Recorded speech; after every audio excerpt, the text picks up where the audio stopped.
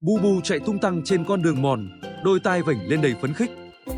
Miệng Bu Bu hé mở như đang cười, ánh nắng rọi xuống tạo nên những đốm sáng lung linh. Một con bướm vàng bay lượn phía trước, Bu Bu lập tức lao theo đầy tò mò. Đôi mắt chú sáng rực, cái đuôi vẫy không ngừng vì thích thú. Chú cứ mải mê đuổi theo mà không để ý con đường trước mặt. Nơi đó là một con dốc trơn trượt, những viên đá nhỏ bắt đầu lăn xuống. Bu Bu đạp trúng một viên đá, cơ thể mất thăng bằng và trượt dài xuống dốc. Bốn chân quờ quạng trong không trung, ánh mắt mở to đầy hoảng hốt. Khi tiếp đất, chú rơi vào một hang động tối tăm, không gian im ắng đến lạnh lẽo. Chỉ còn tiếng thở gấp vang lên cùng đôi mắt lấp lánh vẻ sợ hãi. Bu Bu đứng trên nền đá lạnh, chiếc mũi nhỏ nhấp nháy đánh hơi tìm lối ra.